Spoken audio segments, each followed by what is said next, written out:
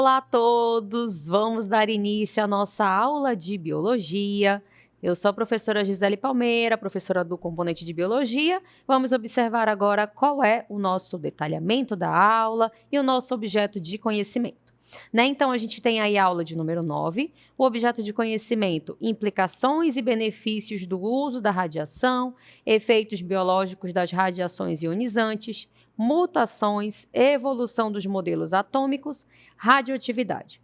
Detalhamento, bases da biologia molecular, estrutura do DNA e RNA e o código genético. Então, essa é o detalhamento da nossa aula que vai começar agora.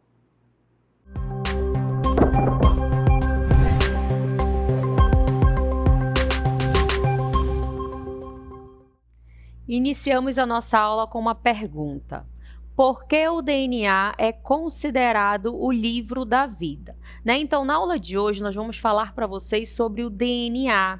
Vamos falar da relação do DNA com o RNA e a importância dessa molécula, desse ácido nucleico, na nossa vida, nas nossas características. E eu não sei se vocês já escutaram essa frase, que o DNA é considerado o livro da vida. Então, o DNA ele é frequentemente chamado livro da vida porque ele contém todas as instruções genéticas necessárias para o nosso desenvolvimento, para o funcionamento e também para a reprodução dos seres vivos.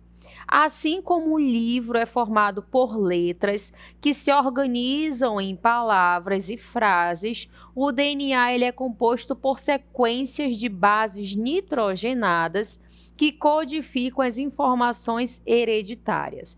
Então, quando a gente pega um livro ali para ler, o que a gente faz? A gente primeiro, observa ali a sequência das palavras, consegue identificar aquela frase, a gente vai interpretando, vai contextualizando tudo que a gente está lendo. Quando a gente fala do DNA sendo considerado o livro da vida, é porque a gente vai perceber que lá no DNA ele também traz muitas informações, Existem bases nitrogenadas, ligações que acontecem no DNA que são muito importantes para a produção de proteínas. E as proteínas, elas definem tudo que está ali no nosso corpo, no nosso organismo. Define a cor do meu cabelo, define a cor dos meus olhos, a minha estatura, Tudo aquilo que compõe um ser vivo, aquele organismo, aquele indivíduo, são os genes que definem, Então, é através do DNA que a gente tem ali o gene e tem as proteínas que vão identificar ali cada característica de cada indivíduo, tá certo? Então, a gente vai observar mais informações sobre o DNA, sabendo que ele é chamado também de ácido desoxirribonucleico, Esse nome grande aí é o DNA. E aí, o que o DNA faz? Ele vai armazenar genes que são responsáveis pelas características que nós temos, como a cor dos olhos, o tipo sanguíneo, como é que funciona ali o meu metabolismo, Então, tudo que está relacionado com o funcionamento, a anatomia, as características do meu corpo, é o gene que é responsável, é ele que vai definir. E onde é que está o gene? Está lá no meu DNA, tá certo? E aí a gente vai observar onde é que está esse DNA, Então, a gente observa aí nessa imagem o núcleo das células eucariontes, Lembrando lá de aulas passadas, a gente sabe que existem células eucariontes e células procariontes. Células eucariontes são aquelas que apresentam um núcleo definido. Observe aí na imagem, que eu tenho a imagem de uma célula, a representação de uma célula eucarionte, e se ela é eucarionte, o que ela tem? Núcleo definido. Observem que lá em laranja, dentro dessa bola azul que está representando a célula, eu tenho a representação do núcleo. Observem que dentro desse núcleo, eu tenho uma estrutura que parece um X. Esse X aí, ele é muito importante. Esse X é o cromossomo. Nós carregamos dentro do núcleo das nossas células 23 pares de cromossomos. E do que é composto esse cromossomo? De DNA. Só que esse DNA ele fica bem enroladinho dentro desse cromossomo, né? Se a gente for ali observar esse cromossomo com mais detalhe, pegar uma parte dele, a gente vai conseguir observar esse DNA, né? Então a gente fez um zoom desse cromossomo, né? Como se fosse esse X aí em cinza, a representação dele, onde está presente o DNA. E aí a gente trouxe para vocês o formato do DNA. Lembrando que lá no cromossomo ele fica mais enroladinho, tá certo? E aí dentro do DNA eu tenho várias sequências de nucleotídeos com as informações genéticas que são os meus genes, tá certo? Então, além da presença desse DNA lá no núcleo das células eucariontes, a gente vai observar agora também que existe DNA em outros lugares, olha só. Né, a gente vai observar onde a gente consegue encontrar também um DNA, além dessa localização que a gente observou. Vamos encontrar DNA em organelas celulares. Dois tipos de organelas que apresentam um DNA, que são mitocôndrias e cloroplastos. As mitocôndrias fazem parte da célula animal e os cloroplastos fazem parte da célula vegetal. Lá nos cloroplastos, por exemplo, ele é muito importante para a produção de energia, realizar a fotossíntese, né? Além dessas organelas celulares, a gente observa também a presença do DNA em organismos procariontes, que são as bactérias, né? A gente viu na imagem anterior que ele está presente no núcleo de células eucariontes, mas ele também está presente nas células procariontes, que são as bactérias. Só que ele fica disperso no citoplasma, porque ele não tem aquele núcleo definido, tá certo? Vamos observar primeiro o caso das organelas celulares, né? Então eu tenho aqui um exemplo da mitocôndria. Observem lá no final eu tenho uma representação de uma célula animal, porque a mitocôndria é uma organela de célula animal. E aí, dentro da célula, a gente sabe que tem núcleo, tem citoplasma, disperso no citoplasma tem várias organelas e, dentre elas, a mitocôndria. Lá na mitocôndria, o que é interessante? Que ela apresenta um DNA mitocondrial, né? Então, tanto a mitocôndria quanto o cloroplasto, que nós vamos observar agora, existe uma teoria relacionada a isso, né? Uma teoria simbiótica. Aqui é o cloroplasto, é uma organela que a gente encontra numa célula vegetal. Lá na célula vegetal, ela é responsável ali pelo processo de fotossíntese e produção de energia, certo? E o que eu encontro aqui no cloroplasto, na organela que está presente na célula vegetal? Um DNA. Observe lá no centro, ó, a representação do DNA.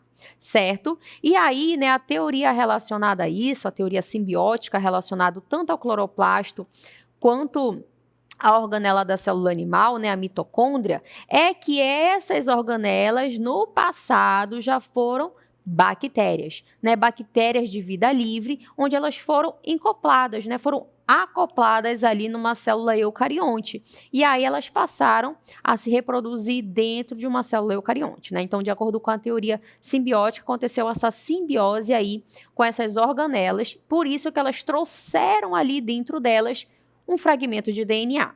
Tá certo? E aqui a gente tem um exemplo das bactérias, né? A gente sabe que a bactéria é uma célula procarionte. O que significa? Vamos relembrar. É aquela que não tem um núcleo definido. Se ela não tem um núcleo definido, o DNA bacteriano fica disperso e solto no citoplasma, tá bom? Então, observamos onde a gente consegue encontrar o DNA. E agora a gente vai observar com mais detalhes a estrutura da molécula do DNA, né? Então, observe essa imagem ao lado, né? Que parece uma escada, né? Aquela escada caracol, não sei se vocês já viram, aquela escada mais enroladinha. Ela faz mais ou menos essa representação, né? Ela tem esse formato helicoidal. Ela é formada por duas fitas na forma de uma dupla hélice, como a gente observa nessa imagem. As duas fitas complementares que formam essa molécula, elas são compostas por uma sequência de nucleotídeos. A gente observa aí nessa imagem, né? Se a gente pensar que ela é uma escada, Cada degrau desse representa um nucleotídeo. E a junção, a formação, né, a união ali desses nucleotídeos, desses degraus, vai formando a minha molécula de DNA. Tá certo? Então, vamos observar do que é composto esse nucleotídeo. Ele é composto por um grupo fosfato, um açúcar, que também é denominado ali pentose, devido à quantidade de lados que ele tem, que são 5, e uma base nitrogenada. E aí essas moléculas, elas interagem formando uma fita do DNA. Vamos observar em forma de imagem como é que ela representa. Lá na bolinha azul, eu tenho o fosfato, a representação do fosfato. É ele, inclusive, que dá o formato ácido, né, o ácido nucleico para essa molécula. Em verde, eu observo que ele tem 5 lados, né? Tem 5 lados, formou ali uma pentose, que é chamada de desoxirribose. E em roxo, né, rosa, eu tenho ali uma base nitrogenada. A base nitrogenada, ela pode ser de 4 tipos. Observe o nome que elas podem ter: adenina, timina, citosina e guanina. Quando eu falo de nucleotídeo de DNA, eu estou falando desses 3 grupinhos: fosfato, desoxirribose e base nitrogenada. Esses 3 formam o nucleotídeo de DNA, tá certo? Lembrando que a base nitrogenada, ela vai ser somente de um tipo: ou é adenina, ou é timina, ou é citosina, ou é guanina. Por que a timina está marcada ali, né, com esse tracinho embaixo? Porque no DNA eu tenho a base nitrogenada chamada de timina, mas quando eu for observar daqui a pouquinho o RNA, eu vou observar que lá no RNA não tem timina, vai ter a uracila. É a única base nitrogenada que muda quando a gente observa o RNA. No DNA é sempre uma timina, no RNA vai ser sempre uma uracila. As outras repetem, tá certo? Adenina, citosina e guanina. Muito bem. Daí a gente vai observar as informações sobre o RNA, que é um ácido ribonucleico. E aí é uma molécula que também é essencial para a vida. Ela está envolvida na síntese de proteínas, lembrando que as proteínas que dão as características e as informações que nosso corpo precisa, e na regulação da expressão genética. E aí o RNA ele é produzido a partir de uma molécula de DNA em um processo que é chamado de transcrição, que a gente vai já observar com mais detalhes, né? Então o RNA ele é transcrito através de uma molécula de DNA. E existem 3 tipos de RNA: o mensageiro, que vai levar a informação, o transportador e o ribossômico. E a gente vai ver que esses 3, eles são bem importantes para o processo de produção de proteína. E qual é a primeira característica que eu observo nessa imagem do RNA?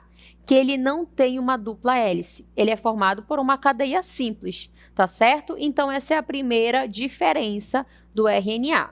Vamos observar, né, que ele é formado por uma cadeia simples de nucleotídeos, na nossa próxima informação.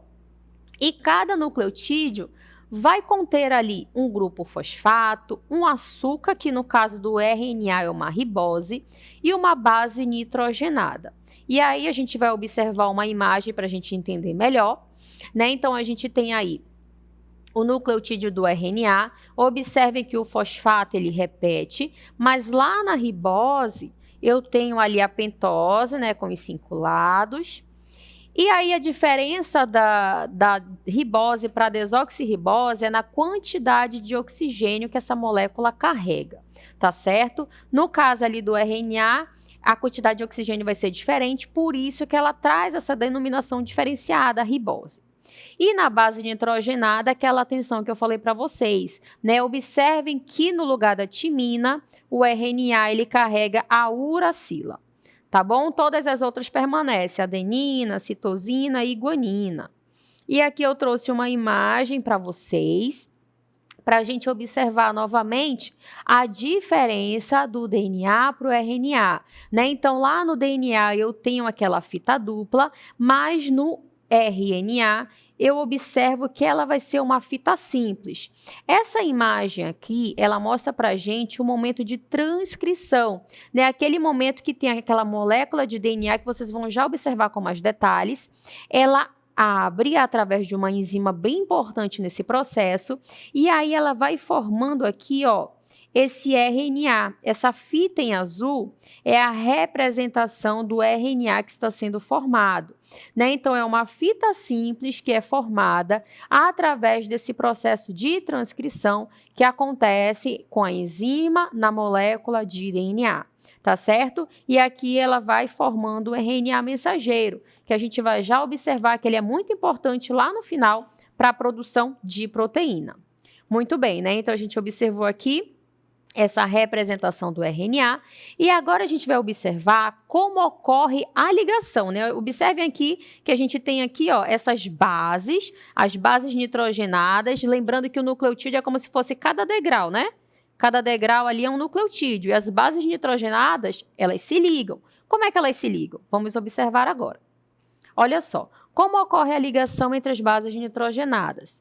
As fitas antiparalelas do DNA, elas são unidas por ligações chamadas de pontes de hidrogênio. Gravem esse nome aí, pontes de hidrogênio. Elas que vão ligar essas bases nitrogenadas. Lembrando que existe uma ligação específica que a gente vai observar agora. Olha só. Vamos agora observar uma animação, né? Essa animação está relacionada com o sentido da síntese da fita complementar durante o processo da replicação do DNA. Nessa que a gente vai observar com mais detalhes nessa animação, as pontes de hidrogênio, que elas são ligadas ali nas bases nitrogenadas, né? Então, essa representação mostra pra gente uma molécula de DNA. E a molécula de DNA, ela apresenta nucleotídeos. O que compõe o nucleotídeo? Compõe o fosfato, essa bolinha amarela que vocês observam no canto. Uma pentose, como o próprio nome já diz, pentose, ela tem 5 lados ali na composição dessa molécula e uma base nitrogenada. A base nitrogenada, existem 4 tipos de bases, só que existem ligações específicas entre elas. A guanina, ela sempre vai se ligar com a citosina, e nessa ligação existem 3 pontes de hidrogênio. Logo em seguida, vocês observam outra base nitrogenada, a adenina, que vai se ligar com a timina. Nessa ligação, são 2 pontes de hidrogênio. E o terceiro exemplo, ele traz para a gente, novamente, a relação da timina com a adenina com 2 pontes de hidrogênio. Tá? Então, o que é importante ali vocês considerarem? A guanina sempre se liga com a citosina e a adenina com a timina. Guanina com citosina com 3 pontes de hidrogênio, adenina com timina com 2 pontes de hidrogênio. Olha só. Aqui ao lado, eu tenho esse formato helicoidal, né? A fita dupla representando o DNA, e aqui essas representações da base nitrogenada, né? Na verdade, do nucleotídeo, e lá na pontinha eu tenho a base nitrogenada com as ligações, né? A gente já sabe que o que vai ligar a base nitrogenada são as pontes de hidrogênio. E aí é como se fosse cada escadinha aqui, se a gente pensar, cada degrau de uma escada, né? Se a gente for comparar com uma escada, tá certo? Então, esse é o formato do DNA. Muito bem. Né? Então, como a gente está falando aqui de DNA, a gente trouxe para vocês também um vídeo que vai falar sobre a descoberta do DNA. Vamos observar aí o nosso vídeo, daqui a pouco a gente volta. O que nos faz humanos? Por que temos os olhos dos nossos pais ou habilidades únicas? A resposta está escondida dentro de cada célula, o DNA. Mas como descobrimos sua estrutura? Essa é uma história de genialidade e controvérsias. Em 1869, Friedrich Miescher descobriu uma molécula ácida no núcleo das células, o DNA. Mas só nos anos 1940, cientistas como Avery e Chargaff provaram que ela guarda o código da vida. Faltava um detalhe: sua forma. Nos anos 1950, Rosalind Franklin, uma especialista em raios-x, capturou a imagem mais nítida do DNA, a foto 51. Enquanto isso, Watson e Crick tentavam montar modelos físicos, até que Em 1953, viram a foto de Franklin e tiveram um insight. O DNA era uma dupla hélice. A estrutura era uma escada torcida. Os corrimãos feitos de açúcar e fosfato e os degraus de bases que sempre se pareiam. Adenina com timina, citosina com guanina. Assim, o DNA podia se copiar perfeitamente. Em 1962, Watson, Crick e Wilkins ganharam o Nobel. Franklin, que morreu em 1958, não foi incluída. Mas hoje sabemos, sua foto foi essencial. O DNA revolucionou a medicina, a justiça e até a busca por vida extraterrestre. Tudo começou com uma molécula e mentes curiosas. Muito bem, né? O vídeo aborda aí pra gente também a importância da ciência, da pesquisa, para todas essas descobertas que nós temos até os dias de hoje, né? Então, vamos continuar falando mais sobre o DNA, né? Então, o DNA são as duas fitas, na verdade, as duas fitas do DNA, elas são antiparalelas, né? Assim que elas se configuram. O que significa que uma fita vai correr ali na direção 5' para 3', enquanto a outra fita corre na direção 3' para 5'. Essa orientação antiparalela, ela é fundamental para a replicação e transcrição do DNA, pois permite que as enzimas envolvidas nesse processo atuem em ambas as fitas, né? A gente vai observar que no processo de replicação e transcrição existe uma enzima bem importante, a DNA polimerase, que ela age abrindo essa fita, né? Então, essa posição 5' 3' sendo antiparalela, ela é importante porque quando essa enzima passa, ela vai abrindo ali toda essa sequência da fita de DNA. Tá certo? E aí a gente trouxe para vocês essa imagem novamente, para a gente prestar bastante atenção ali nas pontes de hidrogênio. A ponte de hidrogênio, timina e adenina, sempre serão duas. Quando a gente fala de guanina e citosina, são 3 pontes de hidrogênio que ligam esses nucleotídeos. E ao lado, eu tenho aí a representação do formato do DNA, certo? A gente observa ali o nucleotídeo com mais detalhes, né? As moléculas que compõem esse nucleotídeo, que forma ali toda aquela estrutura do DNA, tá? Então, novamente, a gente observa a timina com adenina com 2 pontes de nitrogênio, guanina com citosina com 3 pontes de nitrogênio, ligando ali essas bases, formando toda essa molécula. E qual é a função do DNA? Olha só, ele vai armazenar e transmitir as informações genéticas e vai funcionar como molde para a síntese da molécula de RNA. O DNA ele também é fundamental para essa síntese de proteínas, uma vez que ele contém as informações que comandam a síntese de RNA. E o RNA ele vai coordenar a produção desses polipeptídeos, né? Então, eu tenho ali o DNA com toda a minha informação genética, que vai passar ali essa mensagem para o RNA, e o RNA vai levar essa mensagem para a produção de proteínas, tá certo? E esse processo é chamado de transcrição, onde uma molécula de RNA ela é formada a partir de uma molécula de DNA. E aí, quem vai fazer, né, todo esse processo é uma enzima chamada de RNA polimerase. Ela que vai abrir essa cadeia para que o RNA consiga virar um RNA mensageiro, né, para que ele consiga levar essa informação. E aí a gente trouxe um exemplo, né? Vamos voltar lá rapidinho, né? Uma porção de DNA que contém uma sequência TAGGC, vocês já sabem, né? A gente está falando de base nitrogenada. Timina, adenina, guanina, guanina, citosina, ela vai ser um molde para produzir um RNA. O RNA que vai ser produzido através dessa sequência, ele vai receber a seguinte sequência, olha só lá no finalzinho. AUCCG, observem que eles se complementam. A timina com a adenina com a uracila, porque vocês já sabem que o RNA não carrega timina, ele carrega uracila.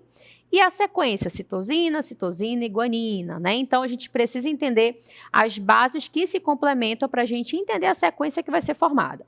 E aí, na imagem, vocês vão observar como é que funciona, né? Eu tenho um DNA ali fechado, vai chegar a RNA polimerase, vai abrir e aí o RNA vai ser transcrito, né, através das suas bases. E aí vamos observar que o DNA ele é transcrito pelo RNA mensageiro e depois a informação é traduzida pelos ribossomos e pelo RNA transportador, que transporta os aminoácidos cuja sequência determinará a proteína a ser formada. E onde é que isso acontece? Observe uma imagem agora que vai mostrar para a gente uma célula. Dentro da célula eu tenho um núcleo. O núcleo é essa parte azul mais escura. Lá no núcleo a gente já sabe que está presente o quê? O meu DNA. Meu DNA está lá no núcleo. Chegou lá, né, a RNA polimerase, a enzima que vai abrir essa molécula e ela vai fazer o processo de transcrição. Quando ela transcreve, ela vai transcrever um RNA. Observe que esse RNA ele vai se transformar em RNA mensageiro lá dentro do núcleo. Depois ele sai do núcleo e vai lá para o citoplasma. E é lá no citoplasma que ocorre o processo de tradução através dos ribossomos para a produção de proteína. Esse RNA mensageiro ele vai trazer um código, que a gente vai observar que são códons. Cada 3 nucleotídeos eu tenho um códon. E aí cada códon representa um aminoácido. O que é uma proteína? É uma cadeia polipeptídica de aminoácidos. Então, a cada 3 nucleotídeos eu tenho um códon com um aminoácido, a junção dos aminoácidos forma uma proteína, tá certo? E aí esse processo acontece dentro da célula. Vamos observar, né, a relação dos aminoácidos para a produção de proteína. Existe uma correspondência entre a sequência de bases nitrogenadas que compõem o códon do RNA mensageiro e os aminoácidos a eles associados que se denomina código genético. A combinação de trincas de bases, a cada 3 bases, forma ali 64 códons diferentes, aos quais correspondem 20 tipos de aminoácidos que irão compor as proteínas, né? Então, essas diferentes aminoácidos, diferentes combinações que formam as proteínas. Vamos observar uma imagem para a gente tentar identificar esses exemplos. Olha só, eu tenho a representação do RNA, essa fita simples. Observem que a cada base nitrogenada, a cada trinca, ou seja, a cada 3 bases, eu formo um códon. O códon 1, eu tenho 3 bases, guanina, citosina e uracila, certo? GCU formou um códon. O segundo códon, adenina, citosina e guanina, ACG, e assim sucessivamente. Cada códon desse representa um aminoácido. E todos os aminoácidos juntos formam uma proteína. É assim que ela se forma, tá certo? Vamos observar o círculo do código genético, todas as representações desses aminoácidos que compõem as proteínas. Aí a gente tem um código, nesse círculo do código genético com todas essas informações, e ele deve ser lido do meio para fora. Por exemplo, né, se a gente observar lá aquele A que está em verde, lá no centro, né, eu pego AAA, pego A verde, aí eu vou subindo, né, vou juntando 3 A's ali, né, 3 adeninas. Essa junção, né, de 3 adeninas está associada ao aminoácido chamado lisina. E aí eu tenho o exemplo da glicina e da fenilalanina, né? Então, esses são exemplos de aminoácidos que são formados pelos nucleotídeos. E aí, né, para que tudo isso aconteça, para que seja formado a proteína, é necessário que tenha esses aminoácidos, porque você já sabe que a proteína é a junção de aminoácidos. E aí a gente vai observar esses três processos que ocorrem com o DNA e o RNA. Então, a gente tem esse processo que é chamado de transcrição, que ocorre quando o RNA se origina a partir do DNA, que a gente viu que isso acontece lá no núcleo da célula. A replicação, que é quando a célula se divide para dar origem a outras células, e aí o DNA precisa se duplicar. E esse processo de replicação ou duplicação do DNA. E tradução, que é o nome do processo de produção de proteínas, né, que é a síntese proteica ou síntese de proteína, que acontece lá no citoplasma, né, quando eu tenho ali os aminoácidos formadinhos para a produção de proteína. E aí a gente tem uma imagem que vai falar de cada um deles. Nessa imagem, ela faz essa representação. Observe ali a molécula de DNA. Eu tenho uma duplicação que vai formar ali um outro DNA, e em cima eu tenho a transcrição. A transcrição é quando eu formo o RNA mensageiro e esse RNA mensageiro vai ser traduzido e vai formar uma proteína, certo? Então, a gente observou aí a formação de proteínas através do RNA mensageiro, através da transcrição, e vamos observar também sobre o código genético, né? A gente vai observar essas relações, né? Então, a relação entre as trincas, que são os códons, encontrados no RNA mensageiro, e os aminoácidos encontrados em uma proteína é o que a gente chama de código genético, né? Então, os códigos são trincas formadas pelas bases nitrogenadas. E aí, esse código ele é universal, sendo o mesmo para todas as espécies de seres vivos do planeta. As únicas exceções são encontradas no RNA produzido por mitocôndrias de algumas espécies. Tá certo? Então, espero que vocês tenham compreendido esse assunto aí e a diferença entre o DNA e o RNA.